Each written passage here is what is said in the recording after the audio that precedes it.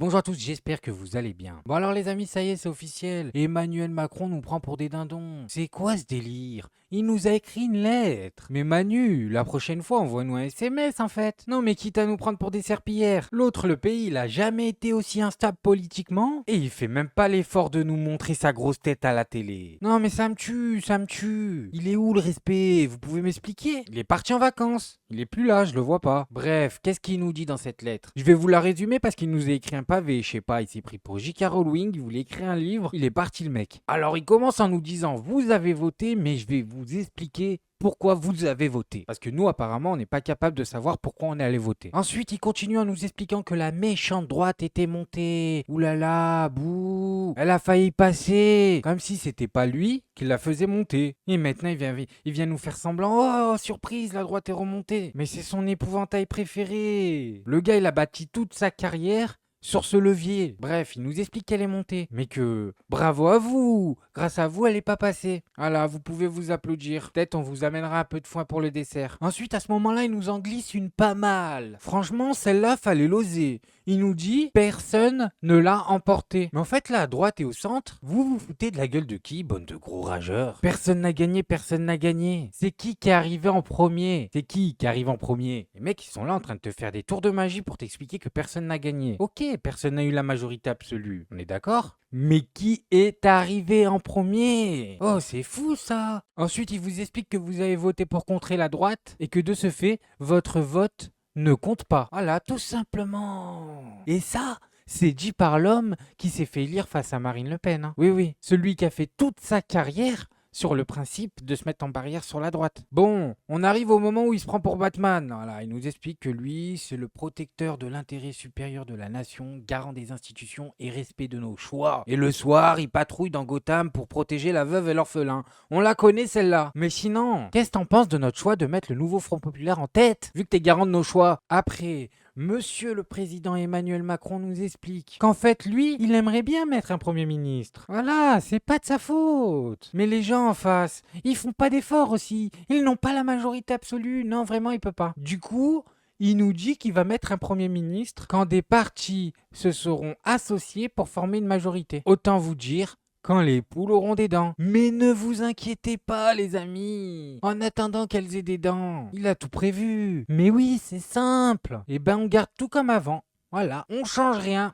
On attend que les poules aient des dents et quand elles auront des dents, on changera. D'accord. Non, c'est bien, c'est bien. Mais je savais pas que c'était possible de se faire autant chier dessus par une lettre. Hein. Quand même, ça défie les lois de la physique. Bon, maintenant, on va voir ce qu'en pense Manon Aubry. Cette lettre aux Français, elle est vraiment choquante, pour être honnête, et j'invite vraiment toutes les Françaises et les Français à la lire parce qu'on a un Emmanuel Macron, président de la République, qui est dans un déni de réalité totale, qui refuse de reconnaître sa défaite. Il se présente comme le garant du choix, du respect des Français et refuse de nommer le bloc politique qui est arrivé en tête des élections législatives à Matignon. Il refuse de reconnaître la victoire du nouveau Front Populaire.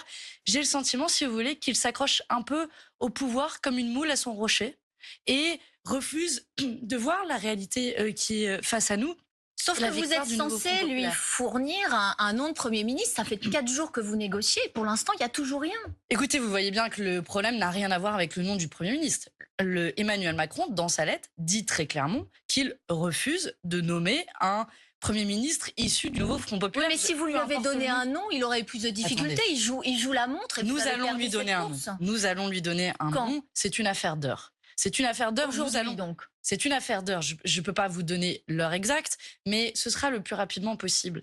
Mais il va falloir, au bout d'un moment, que le président de la République regarde la réalité en face, regarde qu'il a perdu ses élections et qu'il fasse ce que tout président de la République démocrate devrait faire, c'est-à-dire nommer un Premier ministre issu du premier bloc politique. Faute de quoi, je vous le dis, Alix Bouillaguet, ce sera un coup de force démocratique. Peut-on tolérer un coup de force démocratique dans une démocratie? Je ne le pense pas. Voilà, alors maintenant c'est la faute du nouveau Front Populaire parce qu'ils n'ont pas donné de nom. Mais elle a pas lu la même lettre que moi ou quoi? C'est pas ce qu'il dit Emmanuel Macron. Il nous l'a dit clairement. Tant qu'il n'y a pas une majorité absolue, Il garde son petit Attal à côté de lui, voilà. Qu'est-ce que tu veux? Ça lui brise le cœur de s'en séparer. Vous pouvez faire ce que vous voulez. Vous pouvez lui donner une liste de 100 noms. Il s'en bat les steaks. Il va se torcher avec. Eh, je vous l'ai déjà dit, c'est lui le patron. Bon, on verra bien comment ça évolue, mais à mon avis, ça ne va pas bouger d'un pouce. Quand on regarde bien les choses, la demande de Macron étant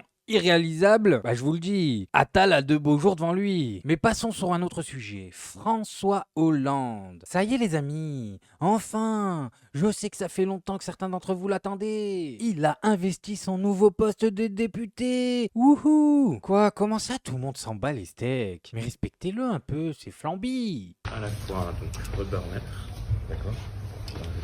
J'en ai une collection. Ici, voilà. Je vous remets également donc, ce que vous pouvez mettre sur votre véhicule pour Oui. l'identifier. Voilà, si vous le souhaitez. Oui, Et je vous remets aussi, évidemment, Richard. votre écharpe. Donc, ce sera tout neuf, vous devez en avoir déjà une collection. Dorée. Et évidemment, le rouge au col, ça vous le savez, dans la poche. Ah, tu m'étonnes, il a l'habitude, le saligo. Bah oui, lui il fait des allers-retours là-bas pour récupérer ses fournitures scolaires, hein. Mais ça me fait penser à un truc. Est-ce que c'est pas l'homme le plus malin du pays? Non mais franchement, il a les dents acérées quand même. Il cumule un salaire d'ex-président, un salaire d'ex-député et un salaire d'ex-magistrat à la Cour suprême. Et maintenant il vient en gratter un autre. Mais quel est ce délire? François Hollande en fait, il représente la moitié du trou de la sécu à lui tout seul. Combien cet homme touche par mois? Et ça bien sûr, c'est sans compter tous les petits avantages qui vont avec, hein. Chauffeur, cadeaux fiscaux, resto gratuit et tutti quanti. Non, c'est un magicien. Un magicien. Franchement, j'en ai connu des escrocs, j'en ai connu des renards. Mais lui, je crois bien qu'il se classe tout en haut. Bon, sinon, on a Claude qui nous a fait un nouveau TikTok. Et franchement, Claude, c'est le champion. Je vous l'ai déjà montré sur cette chaîne. Et je l'aime trop. Salut les amis, assez rigolé. Il faut que la classe ouvrière et que le syndicat appellent à une grève générale pendant les Jeux Olympiques, illimitée. C'est quand même pas normal. Même les socialistes sont en train de nous chier dans les bottes. Ils ont besoin de l'AIFI pour avoir des élus. Maintenant, ils veulent nous enculer, comme toujours. Les socialistes, et puis le Roussel, qu'est-ce qu'il fout encore au PCF? Je ne voterai plus jamais socialiste et ni communiste, surtout communiste, tant que Roussel sera à la tête du Parti communiste. C'est un traître. Alors, tous dans la rue, sinon on l'aura tous dans le cul.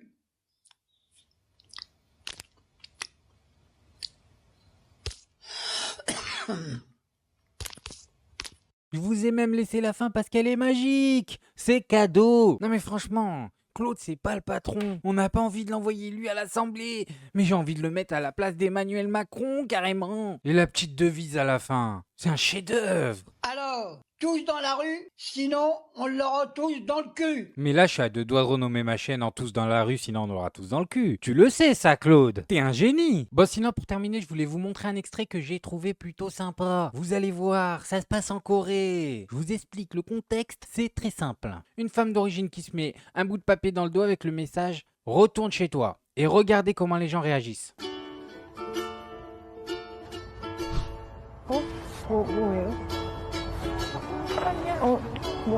뭐예요? 뭐예요? 아, 뭐 무슨 아니 이거 누가 뭐 잘못했으면 하나. 아 진짜요? 이게 뭘 가가지고 뭐예요? 아 몰라도 괜찮아. 그 사람이 낙서해 놓은 거. 광고 같은 거. 광고? 아, 네. 감사합니다. Hey, Someone is back. on my back? Oh, what is it on my back? Somebody wrote from What does it mean? 혹시? 아 이거 진짜 못된 것들 같은 이거 또 이거 많이 나쁜 말이에요. 아니 나쁜 말은 아니고 네. 그냥 조금 거 모르시는 게 나을 것 같아요. 그래요? 네. 아, 그런 거 같아서 죄송합니다. 무슨 죄송합니다. 왜 죄송해요? 한국 사람이 했으니까. 아, 영국 다시 돌아가야 되는지 이거 때문에 이렇게 해서. 이런 일 때문에 영국까지 돌아가는 거. 네. 네. 진짜요? 아, 일본이니까 진짜요? 어디 가는 게 선민들이에요? 네. 소지역 아세요? 아, 알죠. 네. 여기는 중앙역이고. 네. Ah franchement, ça redonne foi en l'humanité, hein. C'est sûr que si tu fais la même en France, t'es pas prêt à ce qui va se passer. Non seulement le papier, personne ne va te l'enlever, mais en plus quand toi tu vas l'enlever, on t'aura rajouté des messages dessus. Il y a même moyen qu'en 2024, les mecs te dessinent un avion et écrivent un lien de la vidéo Je partirai pas. Non mais ils sont comme ça, je vous le dis. Bref, moi je voulais juste vous montrer ça. Maintenant, faites-vous votre avis tout seul, faites attention à vous, faites attention à ce que vous regardez. Likez, abonnez-vous et n'oubliez pas le petit com qui fait plaisir. Tu es tout gris et tout petit, petit poney. Tu gambades dans les prés sans te